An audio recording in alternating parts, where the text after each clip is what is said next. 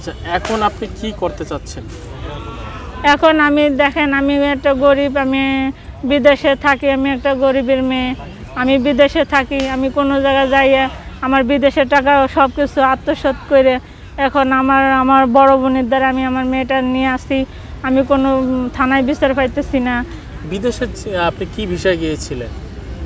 বিদেশে আমি হাউস বিষয়ে গেছিলাম। আসলে আপনি যেহেতু বিদেশে দীর্ঘদিন ছিলেন, হ্যাঁ 2 টাইম 2-4 বছর ছিলেন। হ্যাঁ। আচ্ছা, অনেকেই বলে যে প্রবাসে গেলে মেয়েদের অনেক সমস্যা, আসলে এই সমস্যাটা আপনি ফেস করতে হয়েছে কিনা? ভাই আমি তো গেছি, আমি 2 রাষ্ট্র আল্লাহর রহমতে ঘুরাইছি, আমি কোনো জায়গা খারাপ পাইনি। আপনার কাজ ছিল কি? আমি দেখিনি, আমার কাজ ছিল আপনার বাসা বাড়ি। আচ্ছা, এই বাসা বাড়িতেই বলে প্রবলেমটা দেখা দেয়? কারণ এটা আমি আমার চোখে আমি দেখি নাই, পড়ে নাই, আমি এটা বলতে পারবো না, কিন্তু আমি ভালো ছিলাম এটাই আমি জানি। না, অনেকেই কাজের কথা বলে বিভিন্ন হয়রানি স্বীকার করে, এটা আসলে আপনার সামনাসামনি কখনো হয়েছে কিনা? না, আমার সামনাসামনি হয় নাই, তবে আমার সামনাসামনি আমি একটা দুর্ঘটনা দেখছি।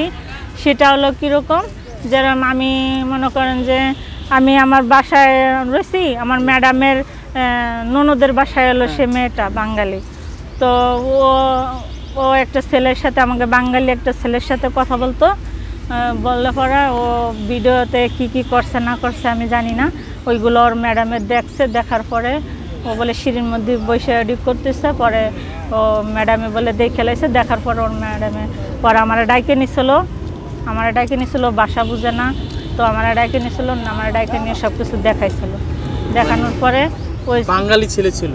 হ্যাঁ। না, আমি জানতে চাচ্ছি যে যারা ওখানকার আপনারা মালিক বলে যে আপনারা না ভাই, আমি এটা বিশ্বাস করি না, আর আমি চোখে যেটা দেখি নাই সেটা আমি বলতে পারবো না। কারণ আপনার সাথে কি কখনো এরকম হয়েছে? না, আমার সাথে এই ধরনের আমি কোনো কিছু পাইনি।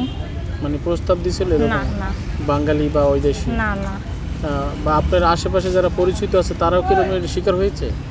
আমার ওই একজনই শিকার হয়েছিল, আমি হেডে জানি, কিন্তু আমি আর কোনো কিছু দেখি। বাঙালি ছিল না? সে বাঙালি ছেলে, সে ওই আপনার যাকে বলে মেজরা, আমরা যেরকম বলি বাগানের কাম, গাছগাছালির কাজ করে, ও বাগানটা বলে মেজরা, বুঝছেন? গাছ, এই গাছটা বলে মেজরা, তো ওই গাছের কাম করে সে ছেলে, তো তার সাথে এরকম ইলেকশন করে। আপনি ভাষা সব জানেন? হ্যাঁ। আরবি ভাষা জানেন? হ্যাঁ জানি। আচ্ছা, তো ওখানে যদি আপনাকে কেউ একটা প্রস্তাব দেওয়া হয় যে আমি তোমার সাথে একটু একান্ত সময় কাটাইতে চাই, এটা আসলে ওই আরবি ভাষায় কীভাবে বলে একটু বলেন? ওটা বলে যে, মানে ওটা আমি বলতে পারবো না। আমরা জানতে চাচ্ছি যে আসলে কিভাবে প্রস্তাবটা দেওয়া হয় একজন নারীকে। শুনেন, ওটা একটা খারাপ দেওয়ার কথা, বলেন। তো না, যখন মিডিয়া জন লোকজনে দেখবে আমরা বুঝুম না, আসলে আপনি বললেই হবে, আমরা তো বুঝবো না, জানতে চাচ্ছি আপনার কাছে। ওরা যদি বলে তো ওরা বলে তাহলে এমনি হেলু মানে তোরা আমার পছন্দ হয়েছে, ভালো লাগছে, বাংলায় বুঝলে তো সবাই বুঝতে যাবে। তারপরে ও ওরকম বলবে, বলার পরে যদি ওর ভালো লাগে তখন ও কথা বলবে, নাম্বার দিব, তখন কথা বলবে, বলার পরে মনে করেন যে ওই ওরা বললো যেরকম আমরা যেরকম স্বামী স্ত্রী মিলামিশা করি, ওটারে ওরা দুঃখ কয়, বুঝছেন? বাংলাদেশে এই আরবিতেই বলে যান যে আমি বাংলায় বলবো, আপনি আরবিতে বলেন। আরবিতে বলে দুঃখ, তো ওইভাবে প্রস্তাব দিব। যদি না করা হয় যে আমি তোমার সাথে করব না, তখন ওরা বললা। আচ্ছা, আর যদি আমরা বলি যে ওমকে দেখে ফেলবে, এটার কি বলে? ওটা মনে করেন আমি যখন বলবে না ম্যাডামের সুফা মুশকিলা মাফি মাফি মানে আর করবো না, দেখে লালি সমস্যা মানে মুশকিলা, সমস্যা নাই, আমি সব দেখব না, ওটা বললে আসে না, অনেকে রাজি হয় না, ঠিক আছে? যদি কয় সমস্যা নাই তখন কইব মাফি মুশকিলা, তোমাকে অনেক কিছু দেওয়া হবে, মাফি না মাফি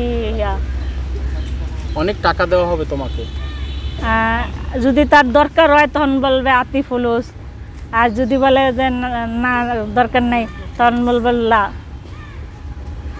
আচ্ছা, অনেক বাঙালি নারী কিন্তু লোভে পড়ে এই কাজগুলো করে, আপনি কি এটা কতটুকু জানেন এই বিষয়টা? না, অনেক নারীর কথা আমি বলতে পারবো না ভাই, এখন কেডা কার ভিতরে কি আছে। লোভ দেখিয়েছে কেউ?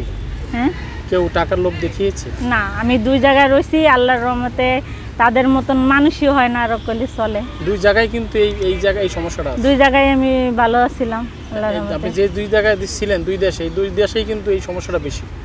বেশি কি নাই কি আছে এটাও আমি বলতে পারবো না, কিন্তু আমি রয়েছি, আমি দেখছি যে নাই। আমি জানি যে তাদের মতন লোক হয় না, বুঝছেন? কারণ আমি এই যে বর্তমান যে ওমান আছি, ওমানের মালিকের মতন আমি মালিক মানে দেখি নেই। কারণ আমি যাওয়ার লগে লগে আমার আলাদা রুম দিছে, এসি লাগাই দিছে, ওয়াইফাই লাগাই দিছে। তারপরে আমার মেয়ের দেশে কোনো কথা বলা নিয়ে, খাবার নিয়ে কোনো ইয়া নাই তাদের। আরও আমার কাজ দিয়ে অনেক ভালো পায় সারা, বুঝেন? আমি আসার সময় টিকিট কাটে দিচ্ছে, যা আসা টিকিট কাটে দিচ্ছে, আবার এই যে আসার টিকিট কাটে দিচ্ছে। আরও আমার যা যা দিছে সামান, বুঝেন, মানে মাল জিনিস অনেক কিছু দিছে। দুইটা ট্রলি ব্যাগ বইরা আনছি, তারপরে তোমার কম্বল টম্বল ইত্যাদি যাবতীয় যা মেয়ের কসমেটিক অনেক কিছু দিচ্ছে। লাস্ট একটা প্রশ্ন, যারা বিদেশে যেতে চায় বোনরা, মা বোনরা, তাদের উদ্দেশ্যে কি বলার আছে আপনার একটা মেসেজ?